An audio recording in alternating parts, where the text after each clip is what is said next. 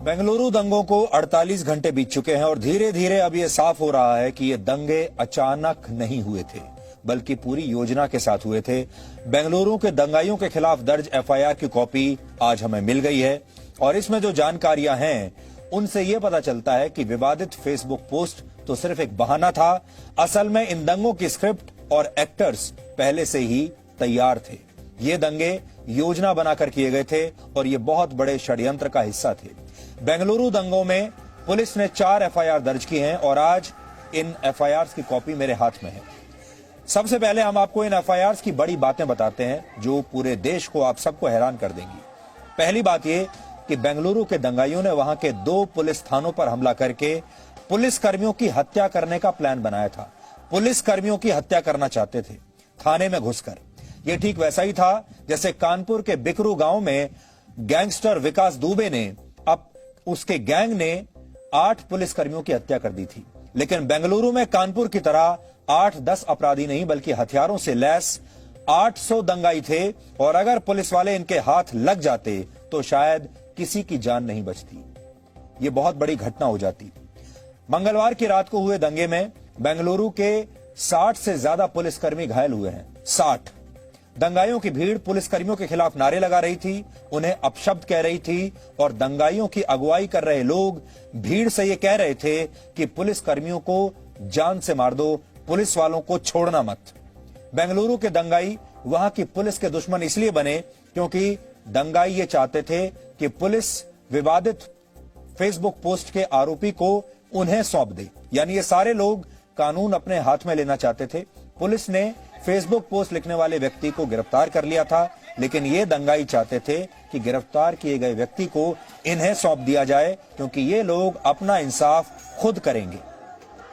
यानी ये दंगाई Facebook post करने वाले आरोपी की खुद अपने हाथों से हत्या करना चाहते थे क्योंकि ये किसी कानून को नहीं मानते, किसी पुलिस को नहीं मानते, देश की किसी अदालत को नहीं मानते। इनकी अदालत अपनी है, कानून अपना है और ये जैसे चाहेंगे वैसे इंसाफ करेंगे। यानी भारत का संविधान इन लोगों पर लागू नहीं होता।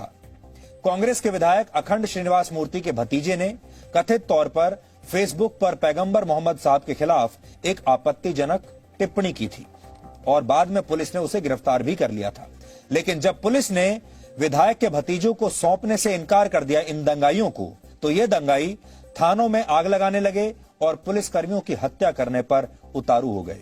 एफआईआर के मुताबिक बेंगलुरु में दंगा करने वाले पूरी तैयारी के साथ आए थे। इन्होंने 2 पुलिस थानों केजी हल्ली और डीजी हल्ली को निशाना बनाया। इन्होंने विधायक के घर पर हमला किया और घर में आग लगा दी। लेकिन इसमें दिलचस्प बात यह है कि जब ये लोग विधायक के घर में गए तो विधायक का परिवार वहां पर नहीं था। दंगाइयों में 5 लोगों ने 200 से 300 लोगों के ग्रुप बनाए थे। इनके हाथों में धारदार हथियार थे, ईंट पत्थर थी, बोतलें थी, लोहे की रॉड्स और पेट्रोल बम थे। इन दंगाइयों ने बेंगलुरु के इस इलाके की सकरी गलियों में गुरिल्ला युद्ध की तकनीक से पुलिस पर हमले किए। यानी हमला करके पीछे हट जाना और थोड़ी देर बाद फिर से अचानक बड़ा हमला करना। यही बेंगलुरु में मंगलवार की रात को भी हुआ। करीब 5 बार इस भीड़ ने हमला किया और हर बार भीड़ में लोगों की संख्या पहले से कहीं ज्यादा होती थी। बेंगलुरु के दंगाइयों ने वहां पर पत्थर फेंककर स्ट्रीट लाइट्स को तोड़ दिया जिससे पूरे इलाके में अंधेरा हो जाए और उन्हें कोई पहचान ना पाए और वो जब चाहे फिर से हमला करके वहां की सकरी गलियों से बचकर भागकर निकल जाएं। कई रास्तों को ईंट पत्थर और टायरों से ब्लॉक कर दिया गया था जिससे दूसरे इलाकों की पुलिस अपने साथियों की मदद के लिए वहां पर पहुंच ना पाए। आग बुझाने के लिए वहां दूसरे इलाकों से फायर ब्रिगेड की जो गाड़ियां जा रही थीं, उनका रास्ता भी भीड़ ने रोक लिया था और इन गाड़ियों में तोड़फोड़ करके फायर ब्रिगेड के कर्मचारियों को भी वहां पीटा गया। बेंगलुरु के दंगे में सोशल मीडिया पर विवादित पोस्ट किए जाने के 1 घंटे के अंदर ही हजारों लोग इकट्ठा हो गए थे। सोचिए ये कैसी योजना थी कि इधर फेसबुक पर वो पोस्ट आया और 1 घंटे के अंदर हजारों लोग इकट्ठा हो गए। इसलिए हम ये बार बार कह रहे हैं कि जिस व्यक्ति ने ये फेसबुक पोस्ट किया है उसकी भी जांच होनी चाहिए और कांग्रेस के इस एमएलए की भी जांच होनी चाहिए। इसी से पता चलता है कि दंगे की पहले से तैयारी की गई थी और इन लोगों को सिर्फ यही तलाश थी कि दंगा करने की कोई वजह मिल जाए। हमने कल ही आपको बताया था कि कोई भी दंगा अचानक नहीं होता, योजना बनाकर ही दंगे किए जाते हैं और इस योजना में दंगा करने के लिए अलग अलग काम बांट दिए जाते हैं और उन इलाकों की पहचान कर ली जाती है जहां पर दंगा करना होता है। तो लोगों की पहचान पहले करनी होती है, स्थान की पहचान करनी होती है और बेंगलुरु दंगों की स्क्रिप्ट भी यही थी। बेंगलुरु दंगों की एफआईआर की कॉपी हमारे पास है, कन्नड़ भाषा में है ये, लेकिन हमने इसका अनुवाद करके मंगलवार की रात का पूरा घटनाक्रम आज बहुत ध्यान से समझा है और इसे हम आपको सिलसिलेवार तरीके से बताएंगे। मंगलवार की रात 8 बजे पुलिस ने कांग्रेस विधायक के भतीजे को गिरफ्तार किया था, जिसने फेसबुक पर यह पोस्ट लिखी थी, लेकिन इसके 45 मिनट के अंदर ही मुजम्मिल पाशा, सैयद मसूद, अफनान, अयाज और अल्लाह बख्श नाम के 5 व्यक्तियों ने करीब 200 से 300 लोगों के साथ मिलकर पुलिस थानों को घेर लिया। एफआईआर के मुताबिक भीड़ को साथ लेकर आए इन लोगों का मकसद इस फेसबुक टिप्पणी करने वाले आरोपी पर हमला करना था। इसी में भीड़ ने पुलिसकर्मियों पर पथराव करना शुरू कर दिया, जिससे एक पुलिस वाले को चोट आई। थाने में मौजूद बाकी के पुलिस वालों ने इसकी सूचना अपने अधिकारियों को दी और वहां पर तुरंत अतिरिक्त पुलिस बल भेजने को कहा। इस बीच वहां के विधायक अखंड श्रीनिवास मूर्ति भी भीड़ को लगातार समझाने की कोशिश करते रहे, लेकिन भीड़ ने उनकी बात नहीं मानी और कुछ ही देर में दंगाइयों ने पुलिस स्टेशन के बाहर खड़ी गाड़ियों को आग लगा दी। सैकड़ों की संख्या में दंगाइयों ने पुलिस थाने को घेर लिया और बाद में इन पुलिस स्टेशन में घुसकर वहां पर तोड़फोड़ की और वहां उपकरण तोड़ दिए, जो भी उनके वहां पर सामान था उसको तोड़ा। जब बेंगलुरु के इस इलाके में अतिरिक्त पुलिस बल पहुंचा और भीड़ से इलाका तुरंत खाली करने को कहा तो हवाई फायरिंग हुई, लेकिन इसके बाद भी दंगाई भीड़ वहां से हटी नहीं।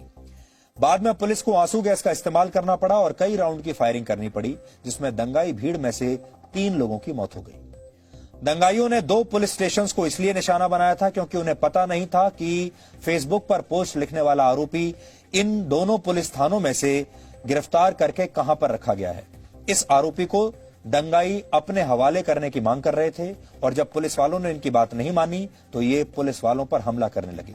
इन्होंने भीड़ को 2 हिस्सों में बांटकर कांग्रेस विधायक के घर और उनके भतीजे के घर पर भी हमला किया, क्योंकि दंगाइयों को ऐसा लग रहा था कि विधायक का भतीजा शायद इन्हीं घरों में कहीं छुपा हुआ हो। मंगलवार की रात को बेंगलुरु में दंगों की भूमिका तभी बन गई थी जब कांग्रेस के विधायक के भतीजे की इस फेसबुक पोस्ट के बाद शाम को 7 बजे कुछ लोग विधायक से मिलने के लिए उनके घर के बाहर इकट्ठा हुए थे, लेकिन उस वक्त विधायक अपने घर पर नहीं थे।